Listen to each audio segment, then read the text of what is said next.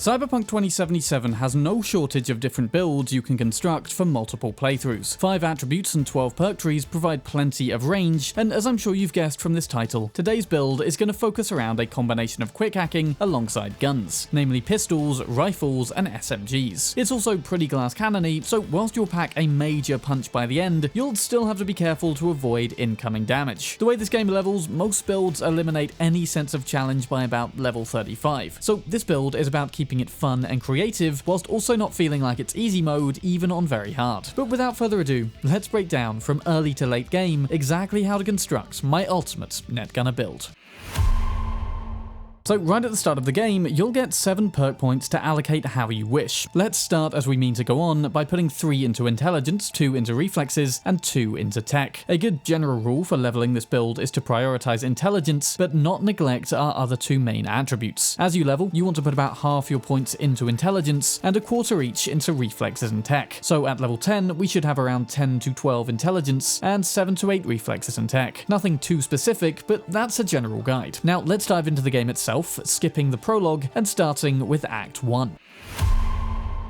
First thing you want to do after completing the Sandra Dorset intro and unlock free roam is to head downstairs from your apartment to Robert Wilson at the Second Amendment store. Here we can acquire Dying Night, an iconic Lexington variant for free, and it's going to serve our purpose as well during the first act. Then you want to chat to Jackie and Dex to unlock the Evelyn and Maelstrom missions, and feel free to complete Evelyn's as and when. But before heading to All Foods, you'll want 3 things: a silencer, the short circuit quick hack, and a better cyber deck. All this is going to cost you about 7k hopefully, but you can spend an extra 4,200 for epic short circuit at this time if you don't mind some extra grinding. The Biotech Sigma Mark I is a far superior starting cyber deck to the Militech Praline and can be bought down here from the Ripperdoc in South Kabuki. Short circuit can be bought from Yoku Suru up here in the Kabuki market, and she'll also give you a ping quick hack absolutely free. I found a free silencer in this crate just outside, but if you can't find one, then Robert Wilson again sells them pretty regularly. To acquire the money for all this, there's a bunch of scanner hustles about the place, so just be sure to take them slow and use cover a whole bunch whilst firing Dying Night. This should become easier as you level and upgrade the gear that I mentioned. Now you want to do the All Foods gig. Speak to Meredith, then head up here and play through this however you choose. Make sure to check this back room though for a potentially epic gun very early into the game. What we're mostly looking out for though during this fight as loot is an Overture revolver. This is going to be our main early game stealth gun, and through a combination of silenced headshotting with this and using short circuit at the same time, we'll be able to stealthily take out enemies in one quick motion. Stealth is completely unforgiving in this game, and anything bar insta-kills will most likely blow your cover. If you find an Overture before All Foods whilst racking up eddies, then all the better. Also, you're probably going to need to heal a lot during this mission and many more, so I'd recommend healing with Bounce Back rather than Max Stock to maintain some passive healing effect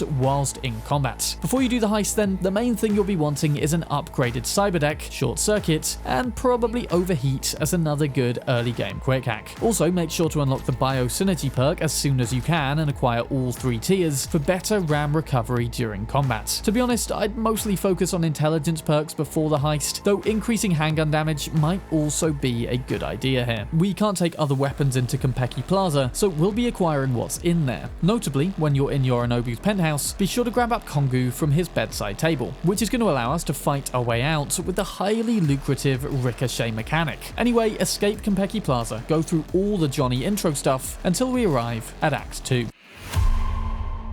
Right off into Act 2, one of the first things you want to do is head to the market up here in Northside, where you'll find the bizarre sight of a monk with implants. He'll set you off on the Sacrum Profanum side quest to rescue his brother from Maelstrom further up the dock before they do the same thing to him. Now, if you don't want to miss out on some really insightful philosophy later, you'll incapacitate the Maelstromers all without killing anyone. But what we're really here for is this Saratoga variant, Fenrir. Not only does it have a higher base damage than regular Saratogas, it deals a lot of bonus thermal damage, and being an SMG, it's more than likely that at least one bullet will trigger the burn effects on each enemy. This not only inflicts even more compounding thermal damage, but also stuns foes under its effect for a short time. It's super important to this build because, like I say, we are going to remain made of glass, and the less people shooting at us, the better. The gun also has pretty high recoil, but the way around this is to ricochet it, so grab yourself the highest tier muzzle brake you can find. They're fairly common around the world, but if they're not showing up for you menu, then Robert Wilson can again hook us up. If you want to learn more about the different muzzle brakes, I recommend my muzzles ranked video after you're done here. Another alternative to this gun though is the Problem Solver, which you can acquire during Riders on the Storm a bit later on. It fires way faster but loses the thermal damage effects. Personally, I prefer Fenrir, but each to their own. Our next gun, which is key to this build, is something quite different, and to get this one, you're going to want to agree to attack Nash with Pan Am during the Ghost Town mission. Fair warning, this is going to be a tough fight for our physically weak netrunner, so you probably want to have bought Epic Short Circuit from Yoku Suru beforehand and made sure to invest in plenty of perks from the quick hacking, handgun, and assault trees. Now, thanks to Pan Am, stealth tactics ain't an option here, so the best we can do is get some high damage quick hacks and shots off from behind cover. Finally though, once Nash is down, you'll want to pick up his iconic Achilles variant, Widowmaker, a precision rifle which can also inflict chemical and poison damage. Having a tech weapon in our arsenal will grant the ability to shoot through walls when faced off against large groups of enemies and waiting on quick hacks to recharge. So at this point, the three main weapons I take are Widowmaker, Fenrir, and our silenced Overture, a decent balance for all situations. Kongu was useful for escaping the heist, but now it's neither sweaty enough for when we're swarmed or techy enough to go through walls. Goodbye Kongu, I will never forget you, my friend.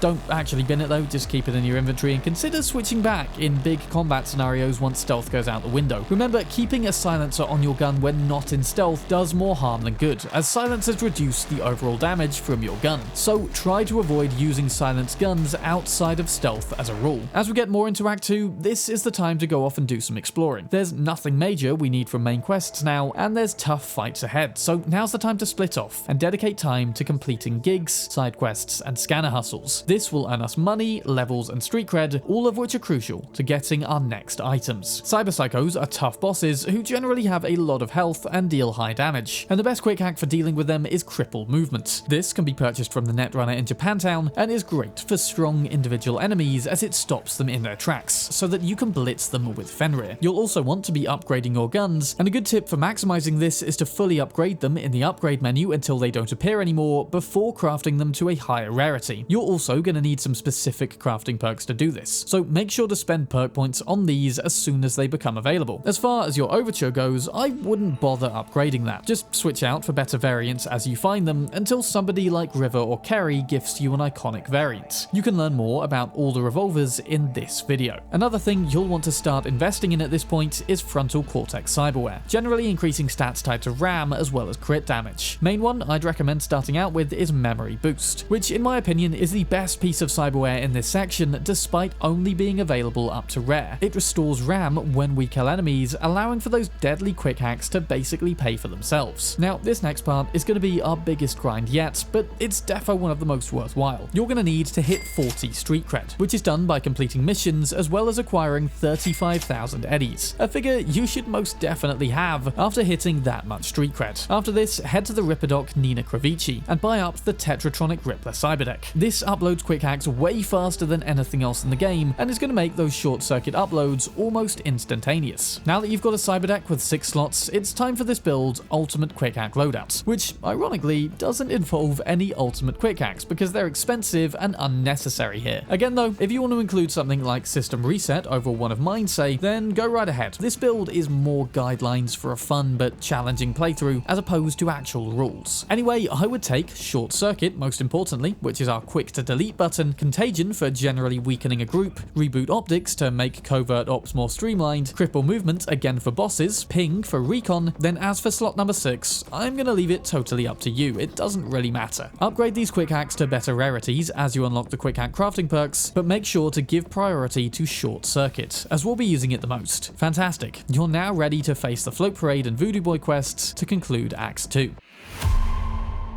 As you level more and more, you might begin to notice that Short Circuit is successfully dealing all your stealth one-shots without the need for a backup shot from the Silenced Overture. At this point, you might want to take a different third gun just for something new in the playthrough, and personally, I'd recommend Johnny's Malorian. It's a unique combination of ricochet and wall penetration, feels badass to shoot, and comes along right around the time the Stealthy Overture is starting to become unnecessary. The Chip-in quest is available right at the start of Act 3, so you can acquire it reasonably quick. A real thing you want to be striving for now though, and should hopefully have the 20 intelligence to unlock, is the legendary short circuit quick hack. This will be our ultimate cherry on top, complementing the net and gunner parts of this build. It affords the passive effect of any crit hit from a weapon also dealing short circuit damage, compounding the effect of crit hits from guns even more. With this equipped, you may also wish to switch frontal cortex cyberware to the visual cortex supports and limbic system enhancements, which increase crit damage and chance respectively. But if you've taken more to hacking in the late game, stick with both X-Disc and memory boost. Maybe just getting the limbic system. In terms of legs, I know I said epic fortified ankles ain't great for higher ground shooting in other videos, and I stand by that point. But it is good for getting a line of sight to more enemies for administering quick hacks. Just try not to become too exposed. Hovering to hack is potentially pretty dangerous since it makes you a way easier target. Once you hit 18 technical ability and unlock the Edge Runner Artisan perk, one thing you might want to consider doing is switching out Fenrir for Yinglong. Look, I get if you're attached to fiery Maelstrom gun by this point, that's fair. It's still perfectly fine. But to those wanting a change, head to this suspected organized crime activity in Wellsprings and take out the animal's leader, Denzel Cryer, to acquire this crafting spec. I've said a number of times before on this channel, I just love the over-the-top EMP effect this one inflicts, and it adds an extra level of over-the-top confidence to our now very high-leveled V. Modding guns is also something you don't want to forget to do, as with legendaries especially that have 4 slots, you could be missing out on some major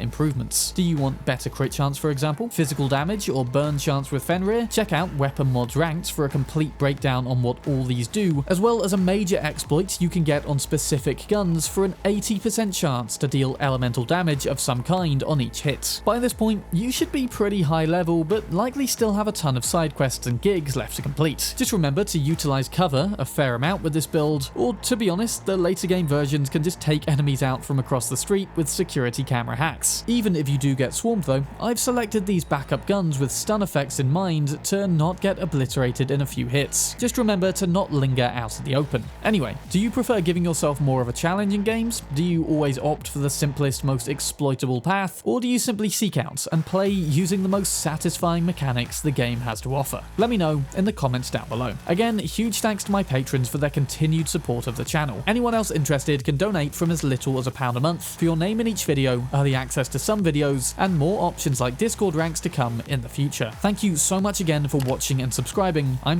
Bram, and I'll see you soon in another video.